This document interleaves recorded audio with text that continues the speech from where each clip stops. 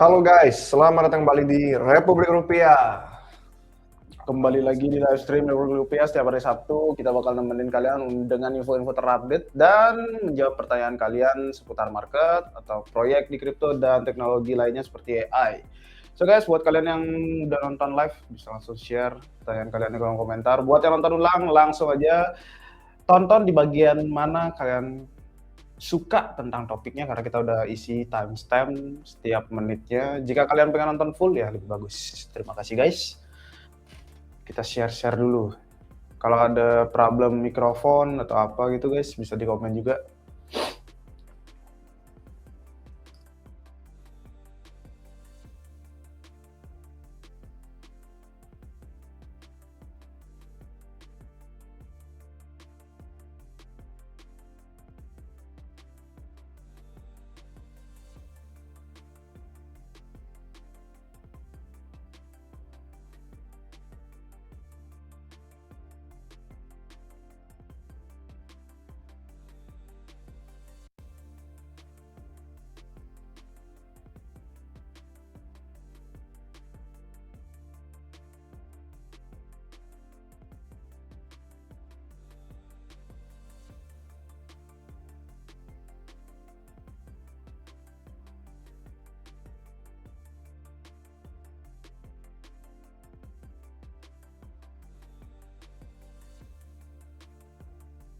Oke, udah ada beberapa komentar lebih dari halo dulu ya. Halo buat YouTube Merdi Gaming. Halo. Kripto lemah amat nunggu FOMC kah? Gitu. Oh, kita open cam kah, Bli? Mana? Kita open cam dulu. Oke. Langsung aja, Bang. Langsung aja, Bang. Iya, langsung pertanyaannya dulu. Oke, ya, pertanyaan dulu. Ya, Bang ada sih Berdi. beberapa yang bisa kita share juga nanti sebelum kita pertanyaan. Nah ini sih, kripto lemah amat nunggu FOMC kah, Bli? FOMC belum ngecek jadwalnya, aku sering lupa soalnya. FOMC sekarang bulan apa ya? April. Oh, kayak kemarin-kemarin tuh banyak ngomongin Kevin Wars ya. Udah mau dilantik lagi. Kayaknya sih nggak terlalu gini banget FOMC. Kecuali yang Kevin Wars aja, yang karena dia basi baru. Nanti aja kita pantau ya setelah FOMC. Kalau lemes mah biasa, weekend kan lemes biasanya market juga. Nah, gitu ke batu maksudnya. Kalau lemes maksudnya lemes tuh harganya kah lemes atau apanya yang lemes, apa di industrinya tidak ada gebrakan atau apa maksudnya itu lemes itu? Paling harga sih mungkin ya. Kalau harga sideways gitu aja. Siang tim RR, siang. Langsung aja Bang, langsung aja gimana nih? Amerika sama Iran juga masih belum damai, duitnya ke minyak dulu. Iya, emang lama itu pasti ya. Lama damainya. Besok damai kali. Masih belum damai. Biasanya weekend kisruh, habis itu awal minggu damai gitu biasanya. Memang hubungan antar negara sebenarnya nggak ada yang bisa dibilang damai sih, meskipun ada PBB dan ada resolusi dan kerjasama, tapi ya masih tetap ada seluk-beluknya, yang mana biasanya damainya itu terlihat sebagai upaya diplomasi biar bisa, ya karena dulu kan sendiri-sendiri ya, semua diproduksi dalam negeri, terus sejak era globalisasi jadi makin berhubungan satu sama lain. Jadi ya memang sampai sekarang juga, meskipun ya katakanlah udah bukan zamannya perang dunia 1, dunia 2, ada aja yang bilang kan ya beberapa negara masih perang, ada isu geopolitik, ada yang berantem lah, ada cekcok, ada konflik, kerjasama ada yang selesai, ada yang berakhir, ada yang ya yang namanya dunia, apa kata dunia gitu kan. Jadi untuk saat ini kita masih mengikuti gerak-gerik makro dan geopolitik. Ya, tapi tambah panasnya kemarin tuh kan ada beberapa isu yang kayak menyangkut Selat Malaka gitu kan. Habis itu banyak tuh aku lihat di timeline, beberapa ada yang kayak misinformasi lah gitu, kayak cuman mentingin headline aja kayak mengenakan tarif gitu Selat Malaka, tapi padahal enggak gitu kan, cuman disinggung aja. Emang itu sih salah satu kekuatan Indonesia, tapi kan balik lagi Selat Malaka tuh ada 3 yang gini ya, yang berkecimpung di sana, Indo, Malai, sama Singapura gitu kan. Jadi nggak bisa seenaknya gitu aja. Tapi ya itu emang yang diterapin sama Selat Hormuz kan sepertinya menguntungkan gitu. Masih kepikiran gitu kan gitu. Tapi itu balik lagi kepentingan dan ya begitulah geopolitik guys. Kita pantau aja nih bakal serumit apa nanti perangnya merembet gitu kan. Karena nggak bisa sih langsung ngeflip. Oke damai gitu. Siapa yang nanggung kerusakan kan nggak ada yang mau rugi gitu. Itu sih. Kayak lama sih emang bener. Sama beberapa ini sih kalau dari efeknya itu beberapa company atau yang tadi ada reportnya dari Tesla ya, aku lihat di Bloomberg itu dia bakal spending gede-gede banget nih di kuartal-kuartal selanjutnya ini. Mungkin dia kayak mau nge-front run market atau gimana nanti melihat peluang apa gitu kan dari company-nya gitu. Dia kan company mobil listrik ya utamanya ya. Jadi entah bagaimana nanti menurut dia kondisinya pokoknya spendingnya tuh gede banget dibanding yang sebelum-sebelumnya. Jadi masih pertanyaan gitu kan hanya orang dalam yang tahu spendingnya pakai apa nantinya gitu. Jadi itu sih yang kita tunggu juga pantau karena pasti ada impact seperti yang udah kita bilang di live stream sebelumnya. Impact-nya itu bakal ya lumayan lama lah time frame-nya nggak sesingkat itu gitu. Oke. Nah ini pas banget nih minggu-minggu ini. Ya, sesuai judul dan thumbnail ya. Jadi pertanyaannya adalah gimana nih masa depan DeFi dan kripto? Nah, dari pertanyaan awal-awal aja udah langsung kripto lemes banget. Terus langsung aja deh bahas gitu kan. Gimana? Kan semingguan terakhir banyak exploit, banyak hack, DeFi bisa dikatakan beberapa orang katanya ada yang udah gagal. Terus semua orang panik. Kalau kita ngelihat di DeFi lama, TVL juga outflow besar, ya meskipun nggak sesignifikan terjun drastis enggak. Tapi at least protokol yang nggak terdampak pun orang-orang mulai khawatir. Jadi banyak sekarang sentimen yang menanyakan kayak gimana kelanjutannya sekarang. Kripto pengen bikin apa yang bakal diterima dunia kalau yang diterima sama kripto native aja bikin orang-orang khawatir dan belum percaya sepenuhnya gitu kan. Ya at least dari segi keamanan dan security-nya. Jadi untuk pertanyaan ini menarik untuk kita bahas. Apakah masih layak dikoleksi saat ini? Ya berarti asumsinya sih kayaknya dia nanya tentang token DeFi-nya ya. Karena koleksi, bukan pakai protokolnya berarti. Pandangannya untuk AV gimana Bang? Apakah bisa profit banyak dari AV ke depannya? Jadi untuk yang nonton mungkin masih baru di kripto belum tahu, AV itu tempat peminjaman. Jadi kalian bisa meminjam dana dengan catatan kalau di bank biasanya kalian bisa tanpa agunan KTA. Kalau di kripto untuk yang contohnya kayak AV itu istilahnya over collateralize. Jadi pakai kolateral. Artinya kalian ya kalau di dunia nyata mungkin bisa dibilang kayak ngegadein sesuatu. Nah, kalau di AV jadi kayak ngasih agunan, ngasih jaminan aset dan kalian bisa ambil pinjaman lebih kecil daripada nilai aset penuhnya itu. Nah, jadi kalau pertanyaannya tentang profit, apakah bisa banyak profit, itu semua tergantung dari skill keuangan kita. Karena kalau di dunia nyata, di TradFi gitu kan, biasanya juga ada aja pebisnis-pebisnis yang berutang gitu kan, terus pinjamannya dipakai untuk ekspansi, terus nanti balik modal dibayar lagi, istilahnya jadi kayak muter kan, looping gitu. Nah, tergantung sama skillnya ya bisa profit dari AV kalau mereka menggunakan kolateral yang di saat yang tepat, ya kan kenaikan harga, value-nya tinggi, terus aset yang dipinjam itu diputar lagi untuk investasi jadi makin naik. Tapi kalau pertanyaannya tentang token DeFi-nya sendiri, apakah masih layak dikoleksi? Itu harus ditanyain spesifik, karena di kripto itu ada banyak protokol DeFi, ada yang udah battle tested bertahun-tahun, ada yang masih baru. Ada yang tokennya masih rancu soal tokenomics dan governance dan kepemilikannya dapat apa, dan ada yang udah mulai dapat kayak value accrual, ada dapat pendapatan semacam itu. Jadi untuk AV sendiri sih nanti kita bisa bahas lebih spesifik ya tentang kejadiannya. Yang pasti sih tadi beliau dia habis nge-tweet di RR itu ada tentang bantuan ya dari beberapa protokol DeFi yang merasa ini saatnya kita untuk bersatu gitu. Udah ada kehilangan duit, kena hack, kena eksploitasi, gimana caranya biar user masih percaya sama DeFi dan pengen untuk mendukung protokol-protokol ini ke masa depannya gitu. Kalau nggak salah, tapi masih sisa 50% ya yang belum kekumpul gitu. Nah ini nih, pasti pertanyaannya nyangkut AV juga. Beli mau nanya penjelasannya mengenai lending di protokol AV, khususnya produk IT sekarang nggak bisa di-withdraw. Apakah nanti akan recovery dan dananya dikembalikan sepenuhnya? Nah Nah ini yang lagi disinggung juga sama David tadi tentang AW sama DeFi United namanya gerakan itu ya, gerakan program untuk donasi ke AW gitu. Jadi beberapa protokol itu udah nyumbang, habis itu personal sekarang bisa juga secara publik gitu, udah dibuka untuk umum. Jadi total kerugian itu kan kemarin sekitar 290-an juta dolar ya. Jadi sekarang udah terkumpul di angka itu berapa ya? 100, oh belum 100, masih hampir 70.000 ETH.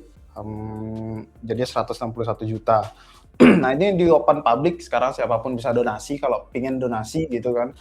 Jadi ini tuh beberapa sentimen yang berusaha di-solve. Di sini kan kemarin tuh sentimen DeFi itu buruk banget gitu kan.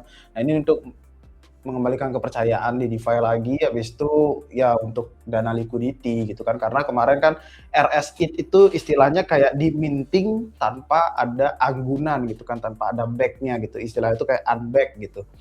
Karena kan dia itu kan aset gini ya, aset turunan, aset derivatif. Sedangkan aset native-nya itu nggak ada, dia diminting secara cuma-cuma aja gitu, kayak dari angin gitu loh, back-nya dari angin gitu istilahnya. Jadi bisa dibilang aset palsu gitu yang diminting. Kayak daun, kayak kertas kosong gitu. Itu dah, kayak kita mau minjam berdasarkan omongan aja, nggak ada yang kita gadein, nggak ada yang kita jaminkan gitu. Itu istilahnya. Jadi RSIT yang diminting itu, yang tidak ada back, itu masukin ke AW, di deposit, habis itu si hacker itu minjam duit di AW gitu, minjam duit di AW, ya stable coin lah dipinjam sama dia, nanti dia mau swap ke ETH, habis itu ke BTC lagi. Nah itu menyebabkan liquidity di AW itu kering jadinya gitu. Sama kayak istilahnya si AW ini jadi dia nggak bisa punya liquidity yang kayak dulu lagi karena udah dikeringin sama si hackernya. Sedangkan kalau dia mau pakai RSIT yang di deposit itu, lah itu RSIT yang palsu gitu. Atau istilahnya kalau kita di dunia off chain ya, di bank itu kita agunan biasanya pakai apa? Pakai rumah, gadein rumah gitu kan. Rumahnya nggak ada gitu, rumahnya nggak ada, kita bohongin bank gitu kan. Hacker itu bohongin bank nih, aku mau gadein rumah gitu, pakai foto aja, ini rumahku gitu. Tapi rumahnya nggak ada gitu. Sedangkan bank itu udah ngeluarin uang gitu, sampai likuiditas bank tuh habis gitu kan, mau habis lagi tipis banget gitu. Habis itu banknya baru cek rumahnya, lah nggak ada rumahnya gitu. Jadi dia berusaha untuk likuiditas yang udah habis dipinjemin itu untuk ke user-usernya, ke nasabahnya gitu. User yang mau narik kan nggak bisa narik karena likuiditasnya udah habis gitu.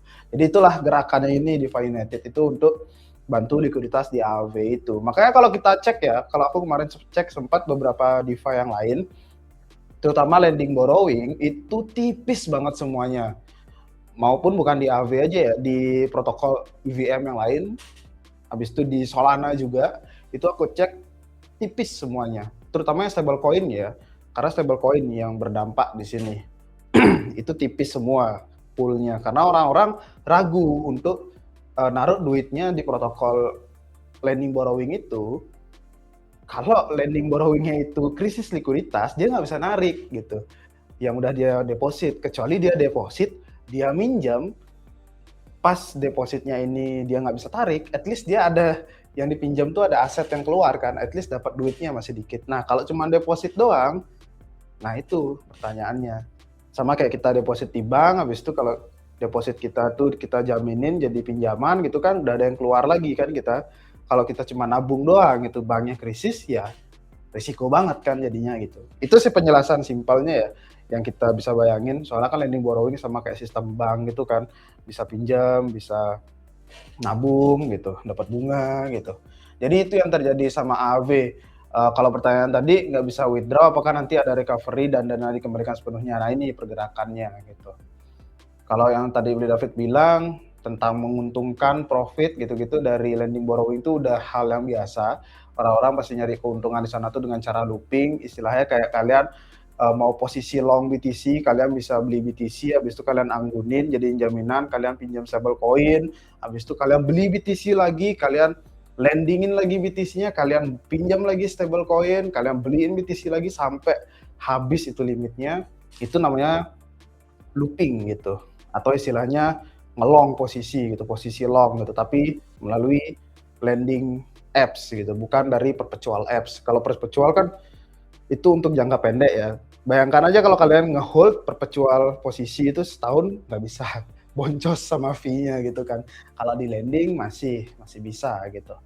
Untuk setahun kayak gitu-gitu. Tapi itulah yang jadi kecemasan orang-orang kemarin, makanya banyak yang langsung, "Oh udahlah aku cari aman, aku tarik dulu dananya keluar," gitu. Lagi nggak baik-baik saja gitu. Soalnya yang jadi pembeda itu satu lagi, AV sama beberapa protokol lain itu, dia menggunakan cross margin. Istilahnya kalian mau anggunin BTC, kalian bisa minjam beberapa aset gitu, kayak USDC, USDT, bisa pinjam ETH dan lain-lain gitu. Sedangkan ada protokol DeFi lain yang punyai isolasi pool gitu. Jadi kalau kalian anggunannya itu BTC, kalian hanya bisa minjam USDC gitu, satu-satu aja, nggak bisa yang lain gitu. Nah, AAV tidak seperti itu dia, makanya terjadi kerentanan jadinya para komunitas tuh khawatir gitu.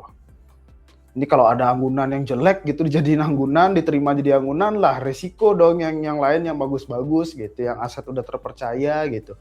Itu sih yang jadi concern di komunitas DeFi saat ini. Jadi bijak-bijak guys gitu. Kalau kalian mau deep dive di DeFi menggunakan aplikasinya gitu.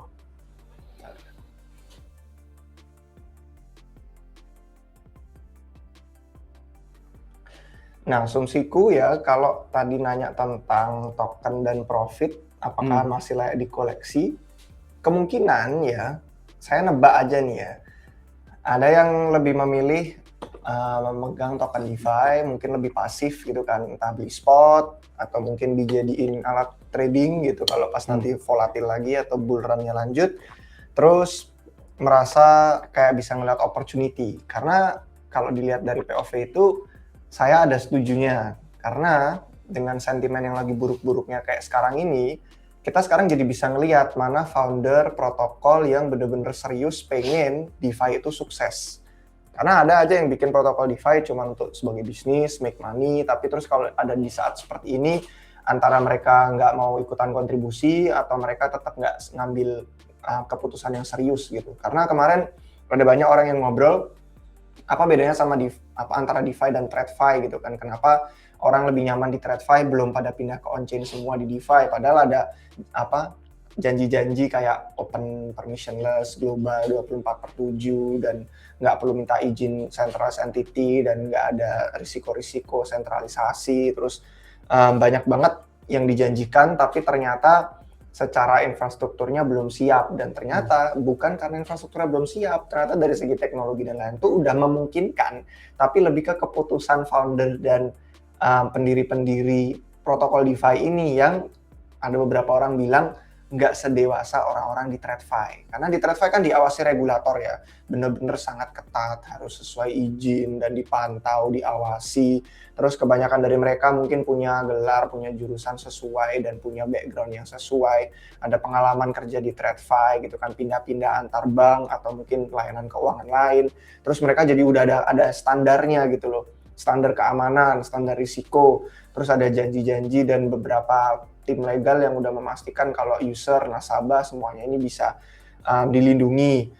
Ada beberapa badan-badan hukum yang mengatur itu. Terus kalau kita ngelihat dari segi katakanlah ada bank run gitu kan, ada masalah skenario yang buruk banget, Black Swan, terus sampai ada yang bangkrut kayak kemarin SVB, bisa ada potensi kalau mereka sesuai dengan kriterianya, ada badan di AS tuh namanya FDIC, itu bisa nge-bail out, terus pemerintah juga bisa cetak uang. Jadi kayak akhirnya setelah kita melihat semua ini, ya semua kembali lagi ke seberapa serius founder dan builder di protokol DeFi itu pengen DeFi sukses, yang selama ini masih dianggap kita meremehkan gitu loh, masih dianggap meremehkan dalam artian ya udahlah pakai satu aja gitu kan, RPC, satu aja DVN, satu aja kontributornya gitu, terus pakai aja multisig sedikit aja, cuma 2 orang, terus smart contract di audit seadanya aja. Jadi kayak yang masih meremehkan itulah, belum sampai ke titik di mana kita matang kayak di TradFi, orang-orang memandang risikonya. Jadi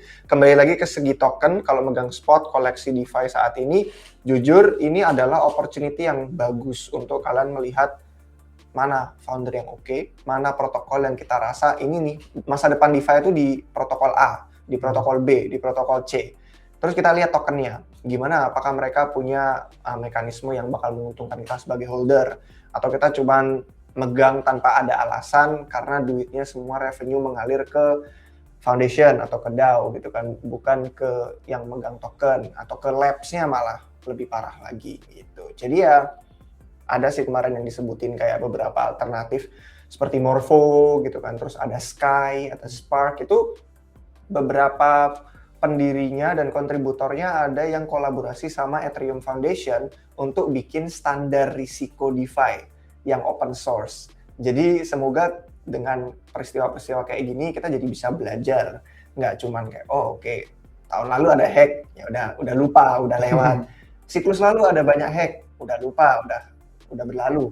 Semoga yang kali ini benar-benar diambil pelajarannya, berubah, fokus security itu nomor 1, biar orang-orang ada alasan kenapa mereka memilih on-chain, karena bagus pro-nya, tapi kenapa kontranya masih belum ditangani gitu. Jadi itu harapannya sih untuk kedepannya, dan dari sini kita bisa nemuin aset yang menarik. Karena beberapa orang analis yang saya lihat bilang ada potensi nih bisa 5x. Ya mungkin nggak kayak altcoins atau memes yang lebih kecil, micin, yang nggak ada fundamentalnya, berdasarkan narasi aja bisa tiba-tiba 10x dan lebih. Mungkin lebih ke 2-3x atau mentok-mentok 4-5x. Tapi opportunity yang menarik untuk token DeFi yang kalau kita bisa nemuin ini nih yang paling serius dan punya opportunity bagus. Karena menurut saya tetap DeFi is the future. DeFi bakal baik-baik saja, DeFi nggak gagal, DeFi nggak mati, dan yang kita pakai di thumbnail dan lain-lain itu cuma sebagai clickbait aja, karena tetap kepercayaan kami sistem keuangan itu perlu diperbaiki lewat DeFi. Iya. Ya istilahnya di TradFi pun juga beberapa ada yang gagal kok gitu kan. Ada istilahnya bank run yang dulu-dulu gitu kan, habis itu bisa di bailout sama pemerintah, dibantu gitu kan. Kalau di Amerika tuh ada istilahnya bank-bank besar tuh yang kayak JP Morgan gitu-gitu, too big to be fail gitu kan. Kalau dia bangkrut gitu, ini negara yang nggak baik-baik aja jadinya, makanya di backup oleh negara gitu biasanya. Tapi itulah DeFi masih bisa tergolong sangat muda dia. Baru 1 siklus ini ya penuh ya. Dari bull market sebelumnya itu menyebabkan bull market, dia 1-2 siklus lah gitu, masih sangat early gitu kan. Wajar kok hal-hal kayak gini itu terjadi. Karena ini kan sifatnya bukan smart contract gitu kan, bukan smart contract yang ke-hack gitu kan AW-nya. Jadi kayak dari pihak luar gitu yang datang gitu kan, yang merugikan gitu kan, pihak luar yang melakukan istilahnya mungkin kesalahan gitu kan. Jadi dia yang kena dampak gitu. Istilahnya bisa dibilang kayak domino effect-nya itu gede gitu. Makanya ini jadi pembelajaran. Jadi pembelajaran yang bagus sih untuk ekosistem DeFi ke depannya, biar lebih tidak memandang maksimal yield, profit gitu aja, tapi lebih ke faktor risikonya harus dipertimbangkan lagi gitu sih. Jadi itu sih guys, kalau kita lihat di cycle lalu ya, di 2021 tuh benar-benar kita tuh kayak, wah max degen, max farming gitu. Tidak peduli ini aset apa, turunan berapa gitu, nggak peduli. Yang penting bisa farming, APR-nya 200.000 gitu. Tidak peduli resikonya gimana. Kalau sekarang udah nggak bisa kayak gitu, karena udah kalau tidak mau menyesuaikan diri dengan standar keamanan kayak TradFi dan lain-lain, ya susah kita untuk expand lagi industrinya gitu. Apalagi kan aset kripto udah banyak masuk ETF kan, institusi udah ngelirik gitu. Standarisasinya beda sih jadinya. Itu sih pembelajaran yang bagus. Mungkin beberapa dari kalian ada yang mau meminimalisir resiko gitu kan, biar aman aja gitu. Silahkan dikonsider hal-hal seperti itu, karena ini masih kondisi bear gitu kan, banyak hal-hal buruk biasanya terjadi, dan sentimen buruk bisa menyebabkan efek-efek gelombang salju gitu jadinya. Hal-hal buruk terkumpul terus-terusan gitu, makin gede gitu. Ini ada beberapa pertanyaan tentang Monad gimana ke depannya. Terus sama di sini update Monad Pli. Mungkin kalau ada pertanyaan lebih spesifik jadi lebih mudah ya. Tapi selain itu sih yang paling utama highlightnya untuk minggu ini adalah kalau kita ngomongin soal Monad, kalau minggu-minggu sebelumnya kan banyak tuh pertanyaan tentang ada nggak aplikasi yang inovatif, ada nggak inisiatif untuk mencari builder biar usernya lebih banyak, jadi aktivitas on-chain-nya meningkat. Terus nanya tentang ekosistem. Nah yang berhubungan di minggu ini itu adalah pengumuman tentang Build Anything. Jadi kalau misalkan kalian belum lihat, wajib sih follow Republik Rupiah, karena kita udah makin sering nge-tweet, dan kita dari berbagai hal ya, entah itu kripto, entah itu AI gitu, entah itu market.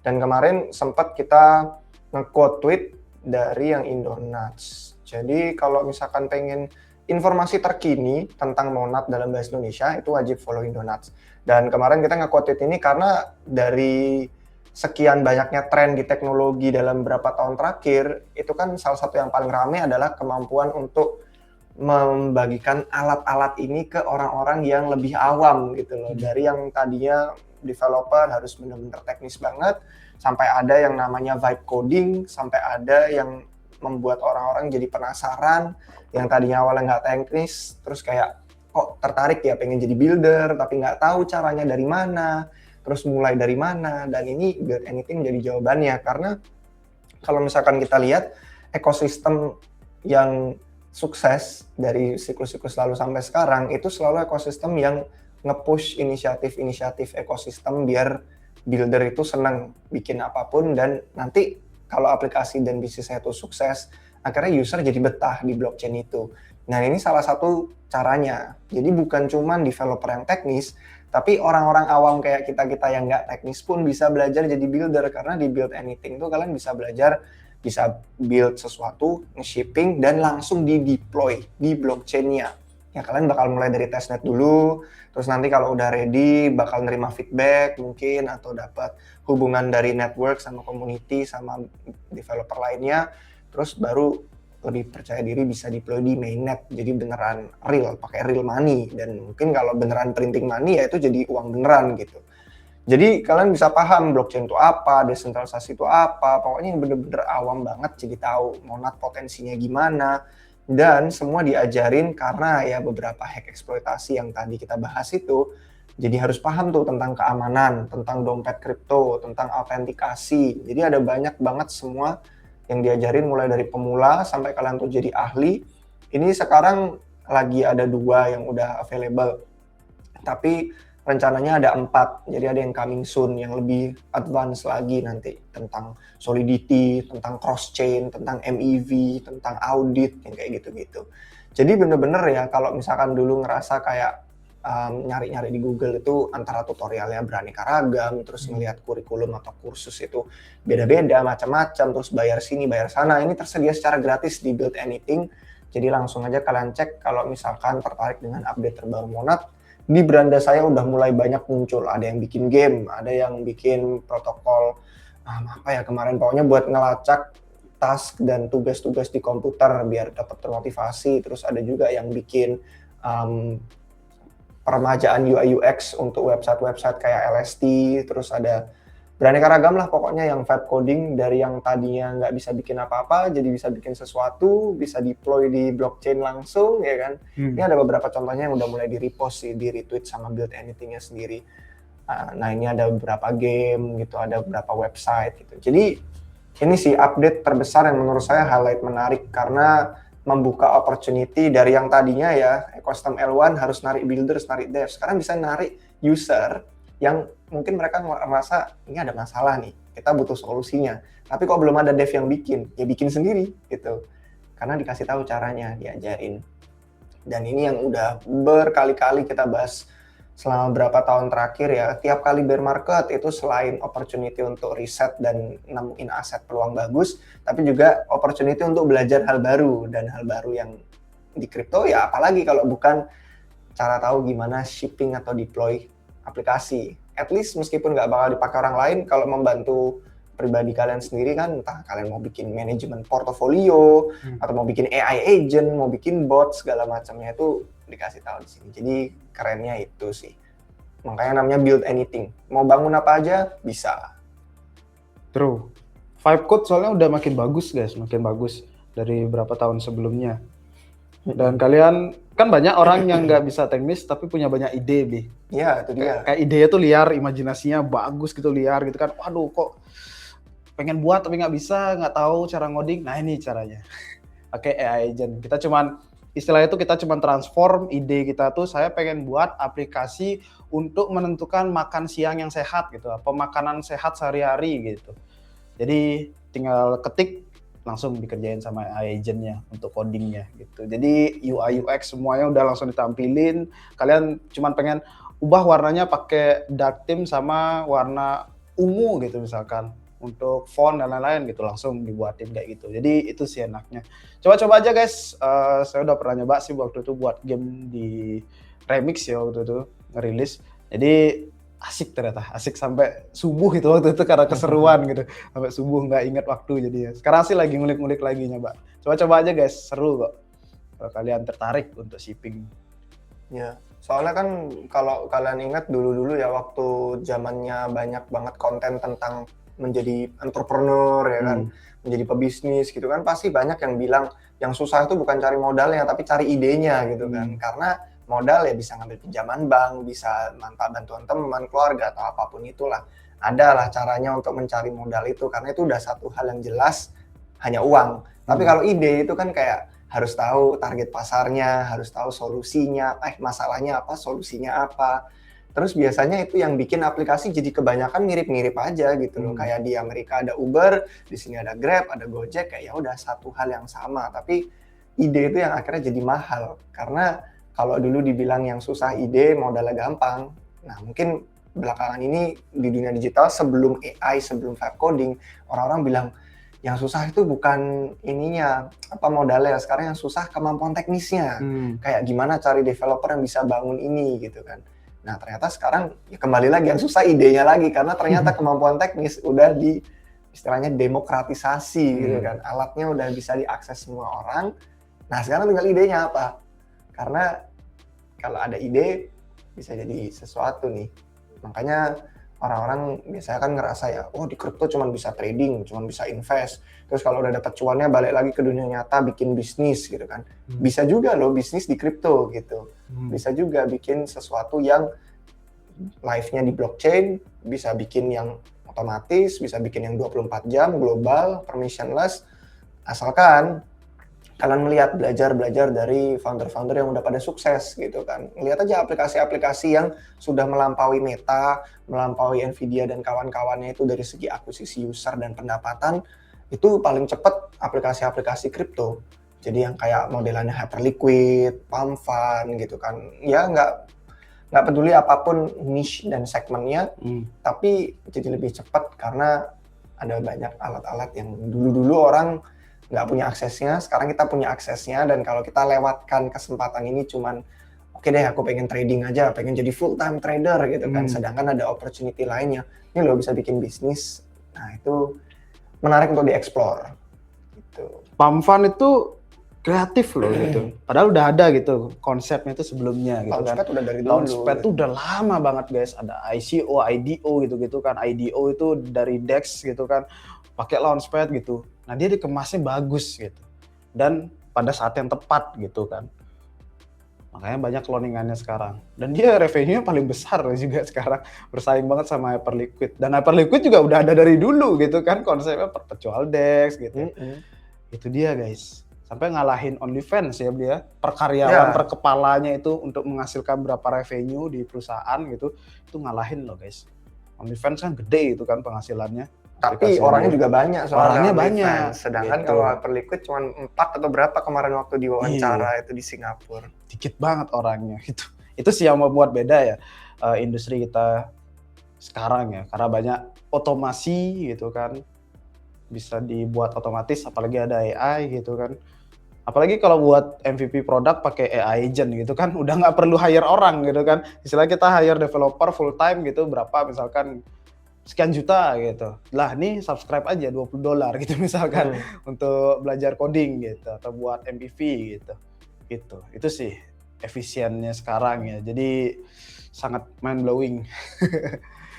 Tapi kemarin baca sekilas, aku belum selesai juga sih. Kemarin baca sekilas masih yang di freshman ini, yang di beginner, menurutku sih mudah dipahami. Analoginya bagus-bagus juga.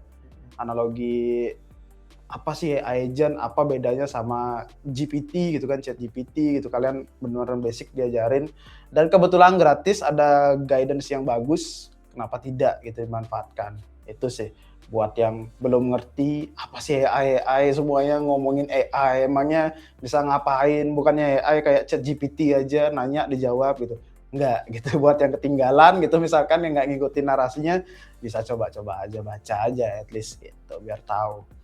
Ini websitenya Build Anything aja sama desainernya dibilang dia nge-vibe code juga ini websitenya Build Anything gitu. Jadi ya kalau tadi kembali ke pertanyaannya apa update Monad, ini menurut saya update yang paling bagus. Bayangin kalian pengen bikin aplikasi ke blockchain lain, seberapa mudahnya gitu loh untuk kalian bisa deploy. Coba saya suruh beli Yudi gitu kan, beli bikin protokol DeFi, protokol apa gitu kan, terus deploy di mainnet Ethereum. Apakah dari segi support, dari segi apa kurikulumnya, terus langkah-langkah instruksinya selengkap ini? Enggak. Apakah hal yang sama ada di Sui? Nggak ada. Aptos nggak ada. Di L2, Arbitrum, Base nggak ada. Di Solana nggak ada. Jadi ini yang benar-benar jadi update bagus untuk ekosistem Monad. Karena untuk orang awam, pemula, baru punya ide, baru punya rasa minat ketertarikan, tapi dikasih wadah, dan diperinci ya, dia benar-benar ada jumlah menitnya dari masing-masing pelajaran. Jadi kalian tahu, oh kalau aku pengen nyelesain yang pertama ini totalnya ada 10 pelajaran dan itu menghabiskan waktu 1,5 jam. Jadi kalian tahu, oke, 1,5 jam ke depan aku punya waktu. Let's go, kita langsung start learning gitu loh. Dan oh pilihannya ini beli satu film Netflix atau ini selesain? Nah, pilihannya gitu. yang itu 1,5 jam, yang ini 2 jam, yang berikutnya. Terus nanti yang lebih advance lagi sampai yang expert, sampai yang udah ahli itu nanti coming soon. Jadi ya sesuai dengan ya pasti kebanyakan orang yang masih awam pemula Build Anything ya dari awal ini, karena ini nggak butuh syarat-syarat sebelumnya, nggak perlu ada background harus tahu apa dulu. Benar-benar ya yang penting bisa bahasa Inggris aja gitu. Ya, atau nggak ditranslate aja lah pakai AI kalau kalian benar-benar nggak paham gitu, bisa juga gitu. Contoh simpelnya kalian pengen buat website jualan kalian sendiri gitu, bisa pakai AI agent guys, gampang. Misalkan saya jual mouse atau jual sepatu gitu, pengen buat websitenya bisa gampang banget guys gitu. Kalau nggak pengen buat aplikasi yang ribet gitu kan, cuman pengen buat website aja tuh gampang banget guys. Cuman website. Dulu kan itu bayar jasa soalnya kayak gitu kan, Ya. bayar jasa suruh buatin dan dulu mahal loh guys, jasa-jasa pembuatan website. Sekarang udah ada AI agent, gampang. Tinggal apalagi bisa cloning gitu kan, ikutin gaya website Nike atau apa gitu misalkan, ikutin gayanya Aku dia. suka animasinya yang kayak gini. Aku suka animasi gini gitu. Aku jual sepatu second, nah bisa langsung deploy, buatin gitu. Enak guys, coba aja coba. Seru. Mengisi waktu bear market. Kan katanya marketnya lesu katanya tadi kan. Lagi lesu-lesu aja gitu. Ngapain diliatin terus-terusan gitu kan kalau lesu. Kitanya ikut lesu jadinya. Itu sih. Oke. Itu salah satu update yang menarik. Keren sih. Menarik itu guys. Mumpung masih di Monad, seberapa strategi Monad untuk mengatasi potensi dump harga akibat struktur tokenomics high FDV saat jadwal token unlock bagi investor besar dimulai. Ini udah sering kita bahas di beberapa live stream sebelumnya tentang memang dia masih low float high FDV, artinya untuk yang belum familiar, supply di pasar itu tokennya masih belum banyak yang beredar. Di bawah 20% sekarang. Iya, sedangkan yang ke unlock, yang kayak dari segi alokasi ekosistem gitu-gitu, itu masih belum kelihatan, makanya nggak tercermin di harga dan market cap. Sedangkan kalau di FDV-nya, kalian kan kalau misalkan ngelihat dari CoinGecko itu ada perbandingan market cap sama FDV, kalau angkanya beda jauh,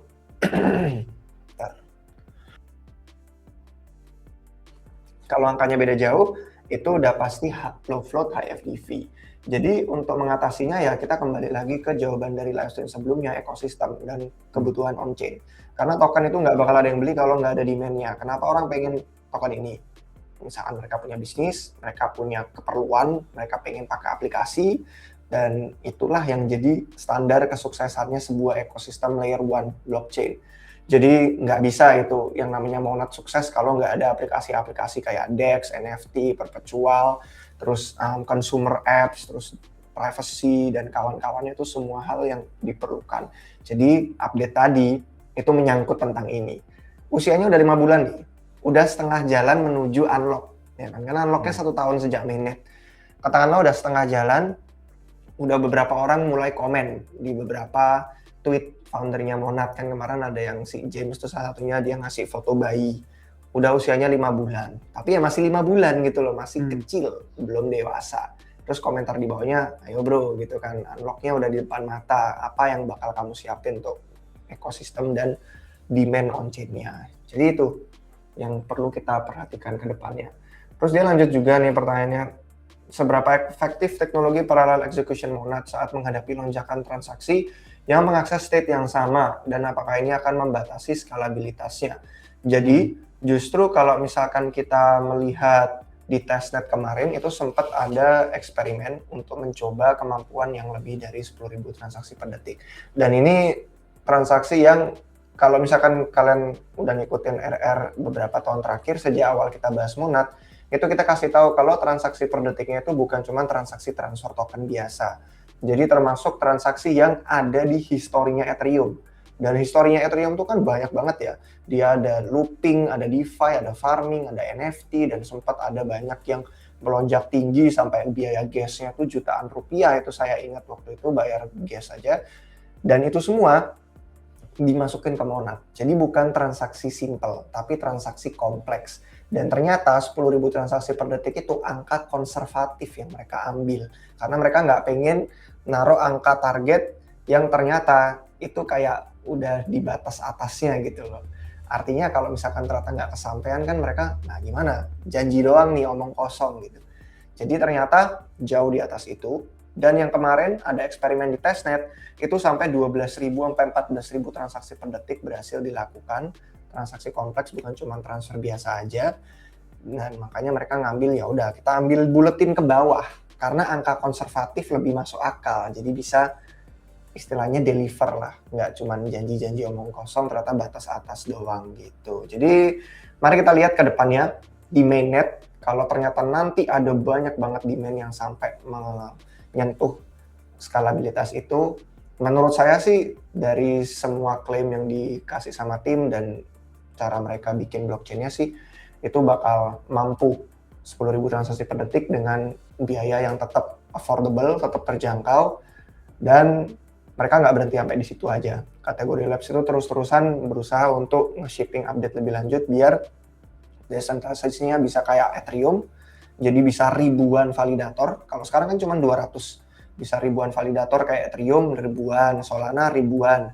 Tapi scalability-nya itu tetap cepat. Jadi nggak cuma terbatas di 10.000 transaksi per detik aja gitu. Kalau sekarang kan execution-nya per 400 milidetik juga ya. Jadi misalkan satu blok penuh, di 400 milisecond selanjutnya udah ada blok baru lagi. Dengan kapasitas blok yang gede gitu kan, ya perlu transaksi yang gede banget sih untuk ngetes itu ya.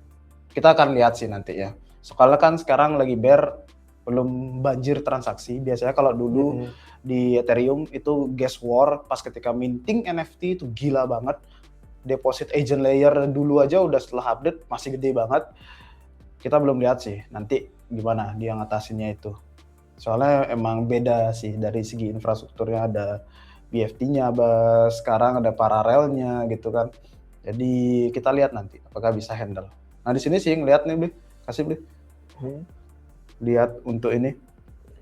Iya, kalau peak TPS-nya sih masih di puluhan ratusan. Tapi itu peak TPS 7 hari terakhir, bukan yang secara historical. Karena udah pernah dia yang sampai 500 atau 1.000 gitu transaksi per detik sebelumnya di mainnet. Waktu awal-awal launching kalau nggak salah, terus sama ada beberapa momentum lonjakan. Kalau live ya itu dia, yang namanya bedanya supply sama demand. 10.000 transaksi per detik itu supply-nya. Nah demand-nya itu tergantung dari on-chain user. Makanya sangat-sangat bullish setiap kali ekosistem L1 itu nge-push biar builders itu nambah aplikasi on-chain, ya kan, memudahkan orang-orang tuh deploy.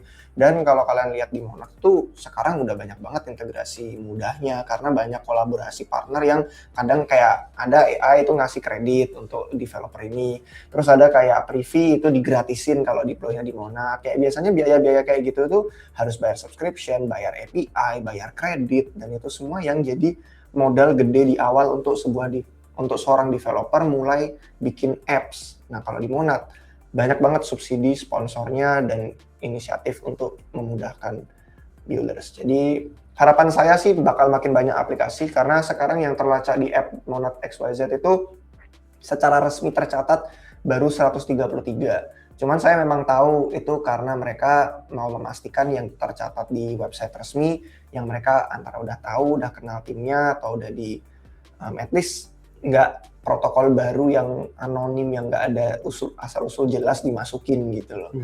Padahal kenyataannya kalau misalkan kita ngeliat di DeFi lama, ya itu jumlah protokol dan aplikasi di Monad lebih daripada itu.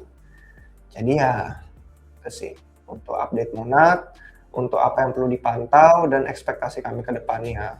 Saya pribadi ya, terlepas dari not financial advice dan disclaimer-nya aja, kalau kita memang punya back bias dan seorang partner, itu masih sangat merasa bullish gitu. Tapi ya jangan diambil.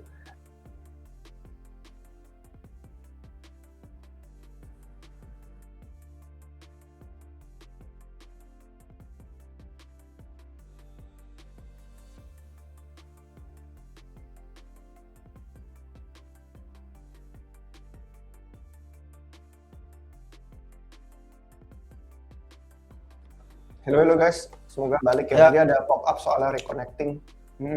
Komen aja kalau audio atau ininya berubah. Atau gambarnya pecah. Untuk Mas Lidisius ini ya, Mas Luis nih.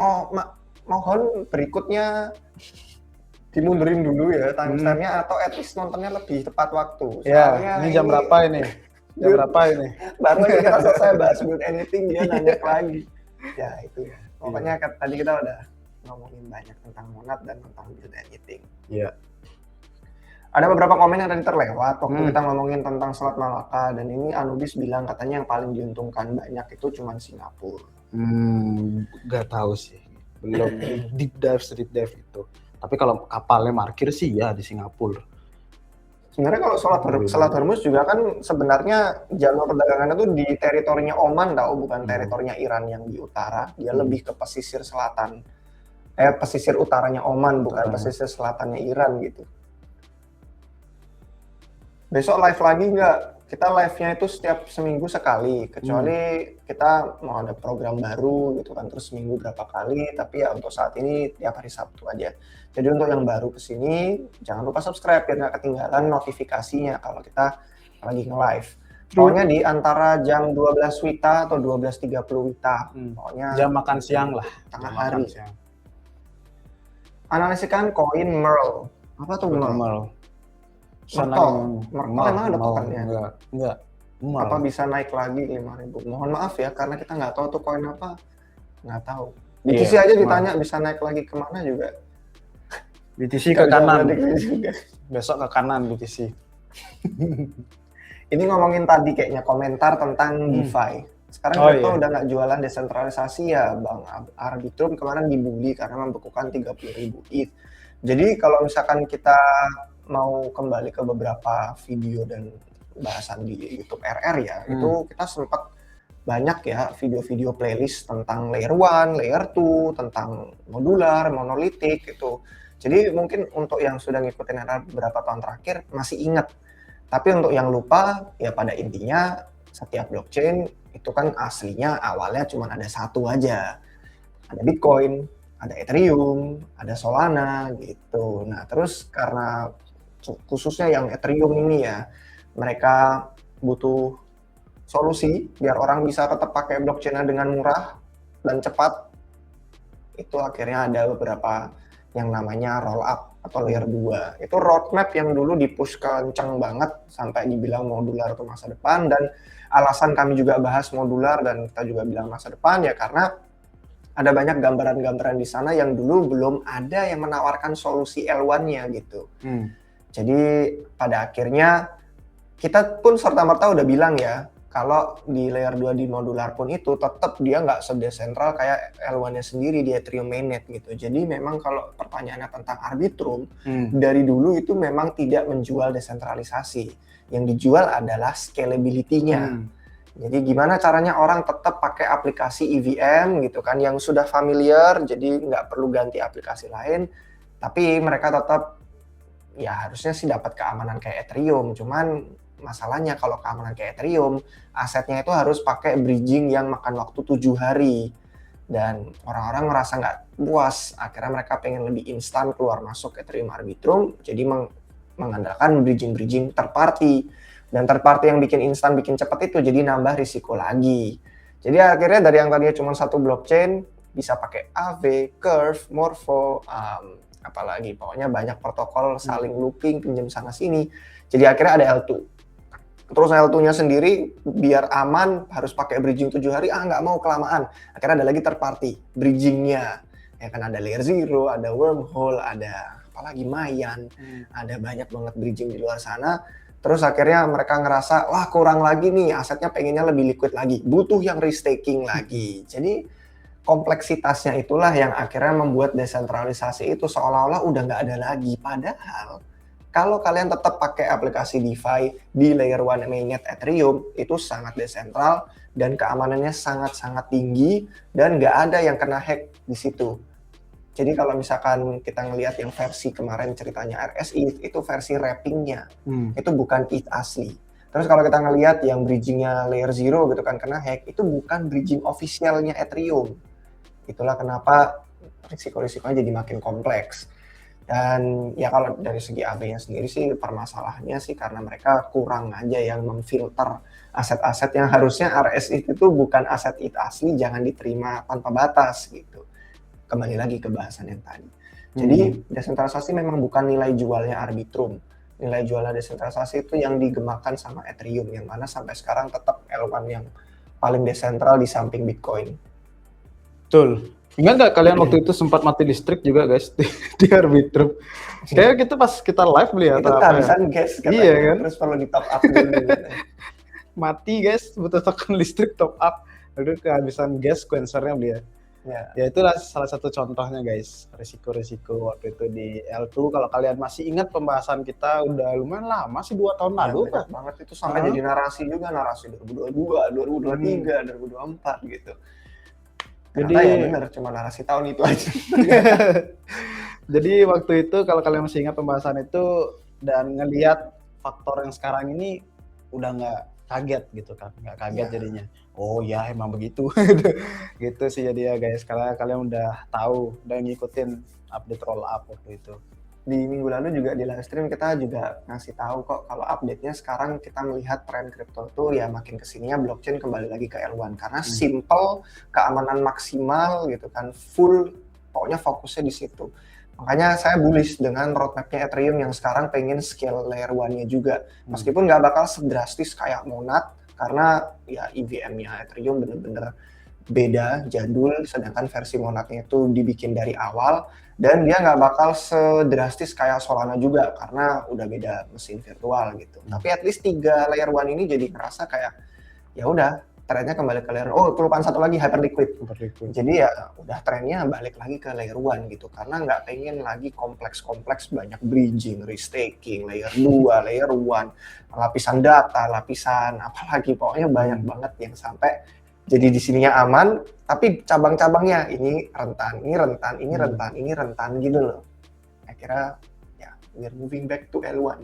Iya benar, terlalu banyak cabang guys, semrautan dan saling berkaitan, efek dominonya gede jadinya. Beli industri mining BTC pada pindah jadi server AI, apa pengaruhnya ke BTC? Pengaruhnya jadi lebih bagus karena pendapatan miners ini kayak kita bahas juga udah beberapa kali ya. Jadi nggak cuma bergantung sama subsidi token BTC aja. Apalagi dengan halving yang makin berkurang, miners butuh makan. Jadi gimana biar komputer tetap jalan? Sumber pendapatan lain. Dan AI itu salah satu yang paling bisa dibilang cuan ya dibandingin sama mereka cuma dapat koin, terus BTC-nya dijual, kayak akhirnya jadi tekanan jual. Kalau ternyata sell pressure-nya bisa berkurang karena mereka udah dapat pendapatan, nggak terpaksa dumping BTC-nya, kan jadi lebih enak. Misalkan mereka ngerasa BTC bakal lebih valuable di masa depan, mending saya hold aja di treasury karena biaya operasional udah ketutup sama kontrak saya sama data server, sama AI gitu kan. Jadi ya menurut saya malah jadi bagus pengaruhnya ke BTC. True. Data center tuh gila-gilaan sekarang guys pembangunannya ya. Kontraknya banyak gitu. Ada lahan kosong, kalau di Indo jadi ini, jadi lahan MBG. Kalau dulu ada Mixu, gitu kan sekarang data center ada lahan kosong kalau di Amerika. Tiba-tiba lahan kosong data center. Oh ini apa nih? Semoga follower Mas di 2020 kalau mau kaya, waduh, kita tidak pernah menjanjikan kaya ya Iya. kalau mengikuti, karena yang kita kasih itu informasi aja sih, edukasi aja, dan harapannya ya bisa jadi bermanfaat gitu. Tapi kalau ternyata ada yang bisa berhasil make money, ya itu karena kalian sendiri, karena actionnya kan itu yang susah ya. Kita gampang nonton di YouTube, wah ya bener nih teorinya oke, bagus, tapi kalau nggak berani action ya nggak bakal dapat hasilnya gitu. Dan kalau actionnya juga salah atau terlalu bergantung sama kata orang, nanti juga bisa rugi gitu. Makanya kita nggak selalu kasih disclaimer, nggak pengen orang ketergantungan gitu sama apa yang kita bagikan.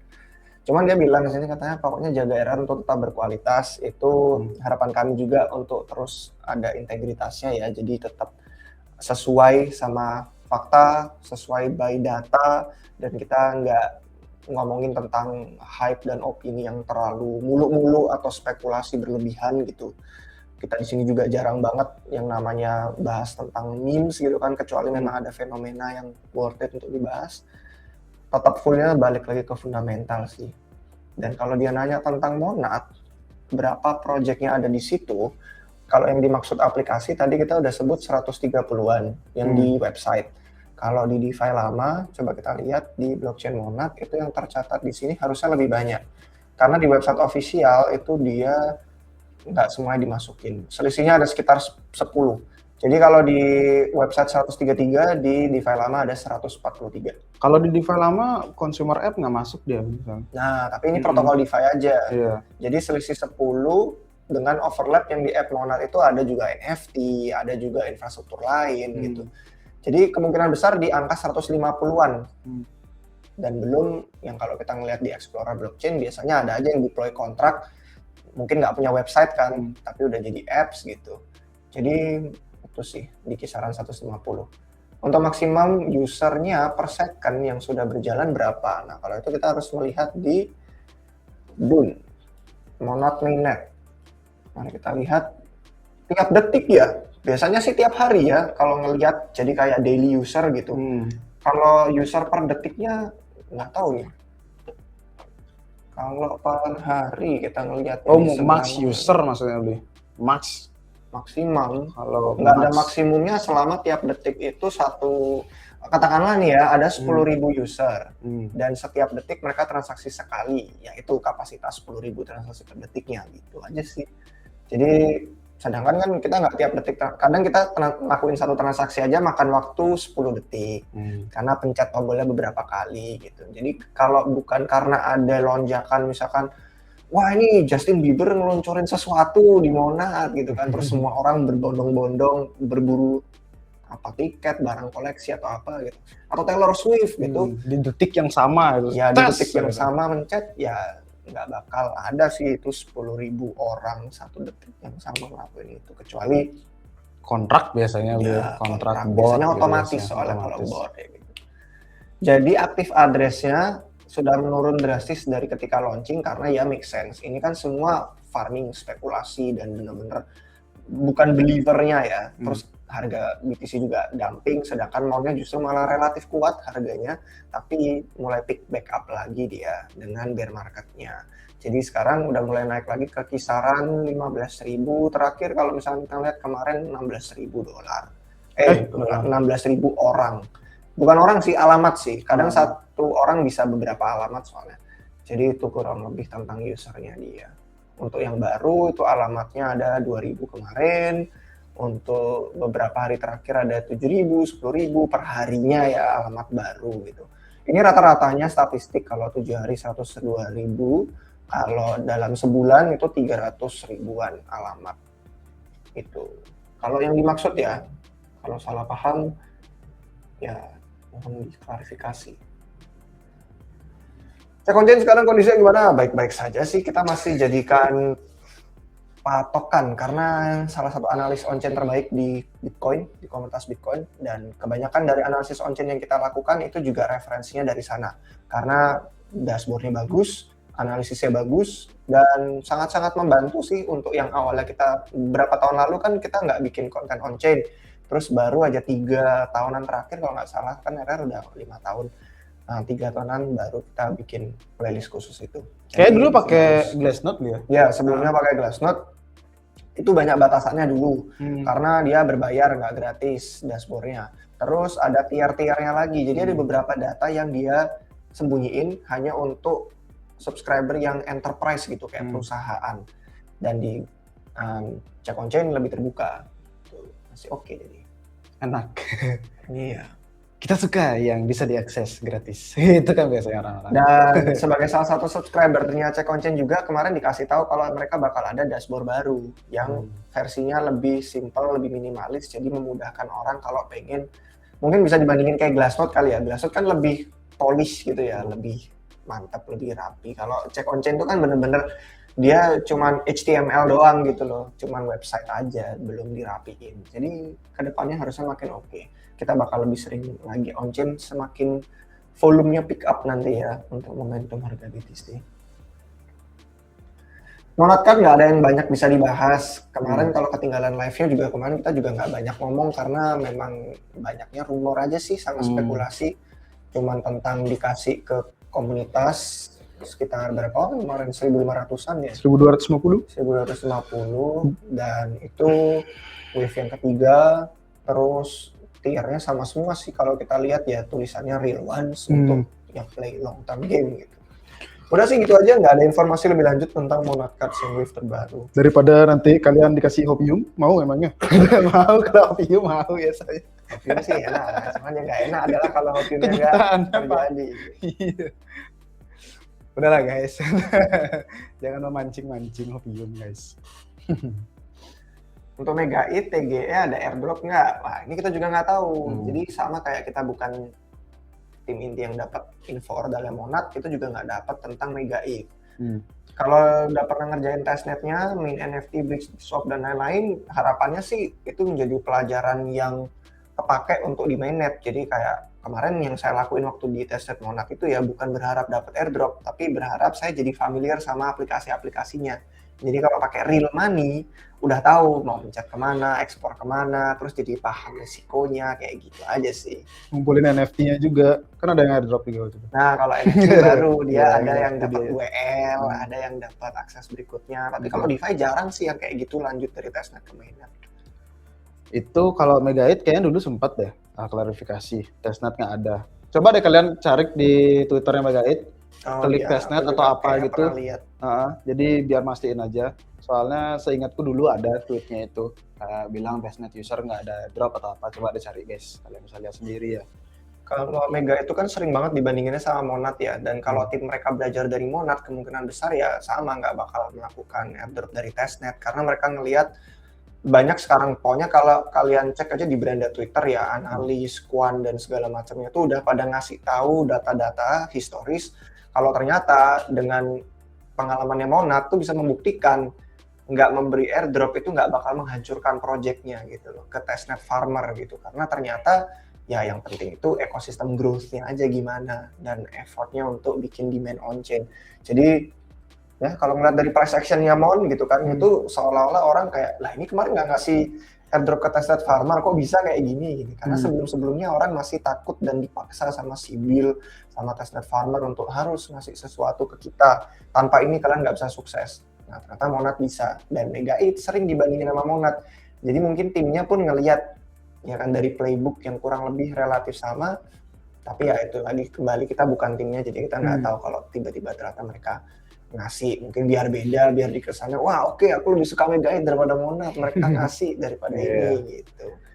Jadi ya menurut saya sih gitu, playbooknya yang pasti dia mirip-mirip karena mereka ada eco round, Monad juga ada, terus mereka ngasih alokasi flavel NFT, terus mereka juga ngadain public sale, Monad juga ada public sale gitu. Jadi ya ada deposit, re-deposit apa sih?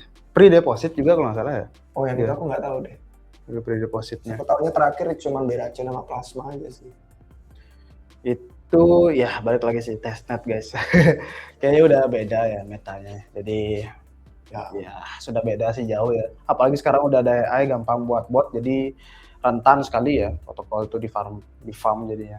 Nggak kayak dulu. Kalau dulu kan testnet user atau mainnet user kayak Arbitrum dulu mungkin nggak banyak botnya kan. Mungkin satu orang cuma pakai 2 wallet atau 1 wallet aja gitu. Kalau sekarang udah dijadiin industri gitu kan, dijadiin industri pertanian gitu kan.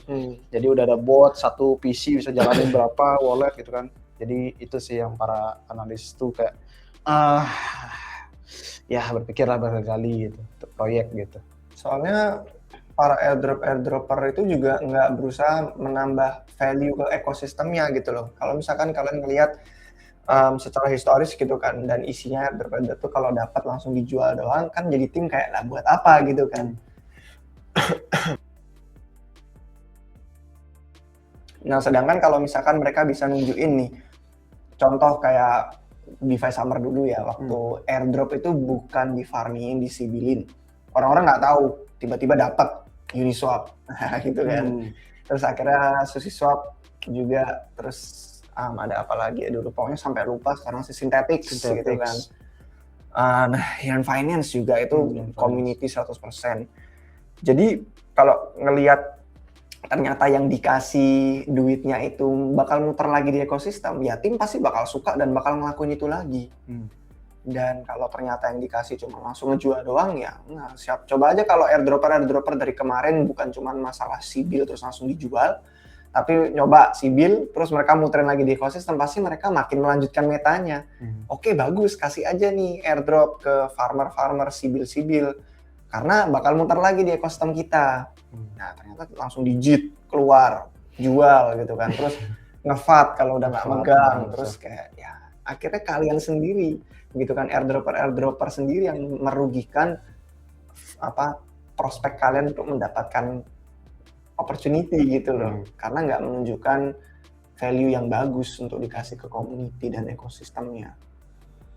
Cuma jadi sell pressure, untuk apa timnya juga bingung.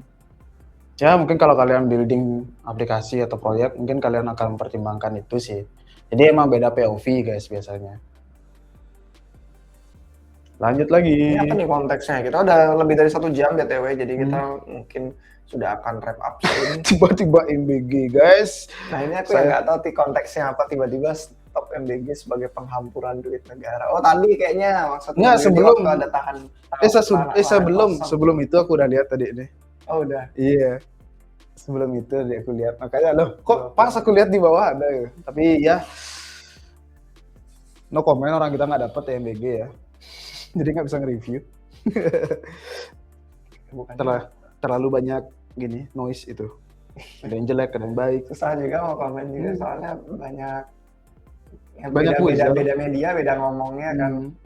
Jadi karena kita nggak dapat, nggak bisa tahu. Kan bukan ibu hamil, kan katanya buat mencegah stunting kan waktu kampanye kan. Nah, kenapa menjadi anak sekolah dapat? Anak sekolah sih ya, anak sekolah. Biar nggak stunting. Menurut history cycle it bottom lebih awal dari BTC. Wah, ini saya belum lihat sih. Kalau ada yang bisa memperlihatkan chartnya menarik. Apakah history memang cycle it bottom lebih awal daripada BTC? Kalau yang ingatnya tuh BTC naik lebih dulu dibanding altcoin gitu. Kalau dibalik nggak ingat. Apakah price action it akan sama dengan last cycle bottom lebih awal? Nah itu justru karena saya belum melihat chartnya jadi nggak tahu. Jadi nggak bisa analisis untuk itu. Yang pasti sih kita nggak bisa terlalu berpacu sama price action doang ya. Karena itu nggak menentukan geraknya mau kemana gitu loh. Jadi ya kita harus masukin banyak faktor lain yang menggerakkan pasar, entah itu dari segi marketnya, dari segi makronya, dari segi headline-nya, dari segi on-chain, dari segi apalagi fundamental update. Kadang orang-orang juga ngelihat kayak tweetnya Vitalik sama Ethereum Foundation ngejual, jadi sentimennya bearish, jadi kayak banyak. Nah ini yang menarik nih, tadi kan AV lagi mengumpulkan donasi, ya Ethereum Foundation malah ngejual it gitu.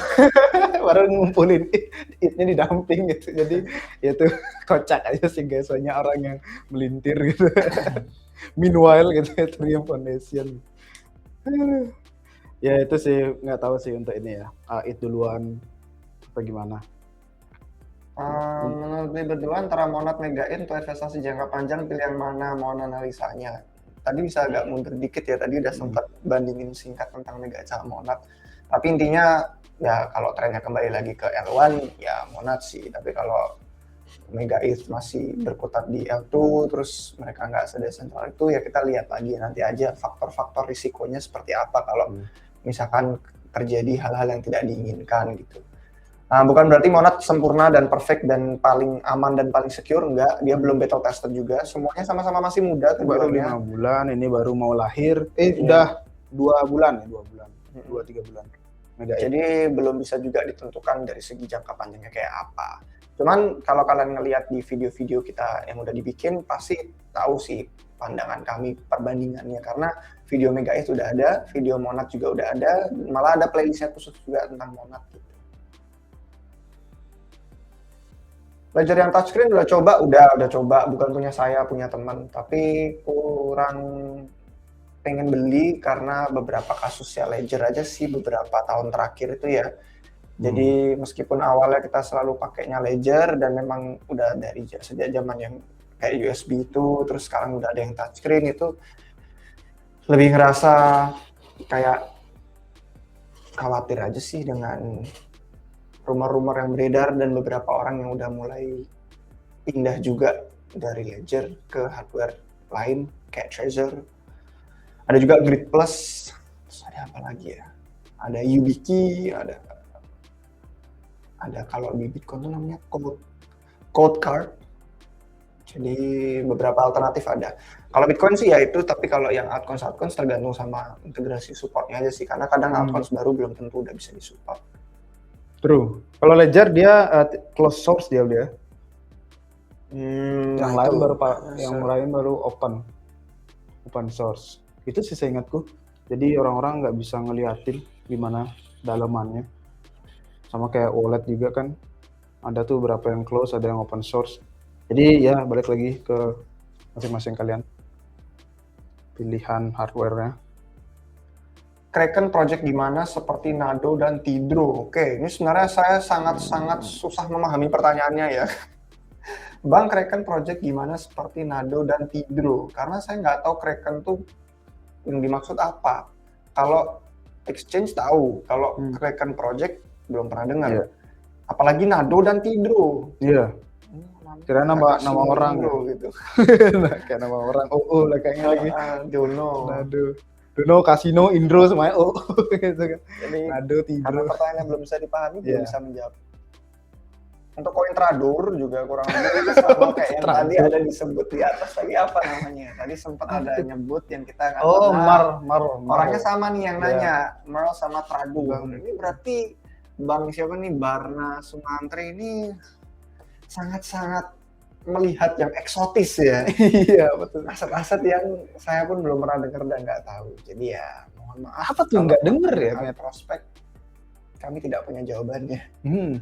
Kayak Meta kemarin di meme pun nggak ada namanya. Nggak tahu deh. Biji sawit yang Biji sawit. Halo Bang, aku telat nggak Bang? Sayangnya terlambat. Aduh, Tapi ini jam berapa ini? tidak terlambat untuk memutar kembali Nah, videonya. itu dia. Karena banyak info-info menarik yang kita bahas hari ini. Mulai dari DeFi, custom Monad, terus kayak prospek yang kita pandang ke depannya gimana. Cuman memang hari ini kita nggak bahas banyak ya tentang market, tentang Bitcoin karena tidak ada pertanyaan dan memang gerakannya masih di kisaran yang sama. Jadi untuk outlook kurang lebih nggak berubah, just in case masih ada yang penasaran, kita perlu tembus dulu di 80.000. Itu perlu jadi support, baru deh kita bisa ngomongin soal bull run. Untuk sekarang masih sideways lagi aja. Terakhir paling beberapa pertanyaan tentang Ethena sama Pendle. Masih hidup kah Bang? Apakah masih hidup? Masih jalan aplikasinya. Dan justru Ethena-nya sendiri itu foundernya yang paling aktif ya kalau bisa dibilang di Twitter itu dengan conviction-nya dia dan orang-orang banyak yang percaya dia memang punya kompetensi dan integritas tinggi sih. Mulai dari kemarin ada kasus-kasus DeFi dia cukup gercep juga gitu kan, ngambil keputusan, terus dia menerapkan beberapa langkah keamanan untuk memastikan Ethena bisa sustainable gitu. Jadi ya oke, untuk Pendle nggak secara spesifik sih nggak ngikutin, tapi kedua-duanya masih hidup dan masih kepake dan lebih relevan daripada di siklus sebelumnya. Pendle juga terutama, soalnya udah jadul banget dia sebenarnya. Kan ada produk barunya dia, yang boros itu. Ya, sama itu sih yang buka lagi pasar gencar-gencar expand-nya dia. Boros. Ini apa? Untuk penutup, RR bisa bikin kaya kalau take action dan compare dengan info lainnya. Ya pokoknya janji-janji kaya itu bukan tagline kami ya, bukan branding kami. Jadi Tidak ini pernah. karena komentar orang aja ya. Iya. Tapi intinya kita nggak pernah menjanjikan kekayaan.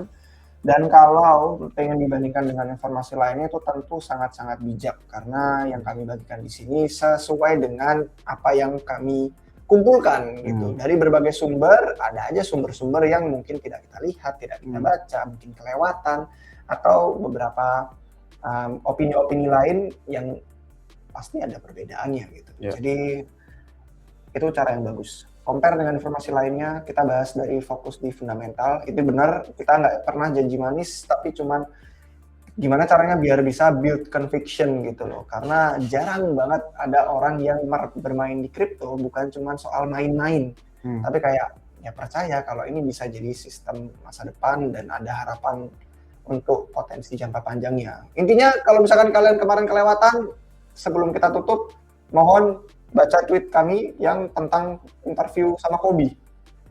Itu Ini dia. aja penutupnya. Kalau ada yang terlambat mungkin masih pengen konsumsi konten-konten gitu mungkin. Nah ini yang nggak boleh kelewatan pokoknya. Highlight dari minggu ini adalah Kobi keluar dari Goa.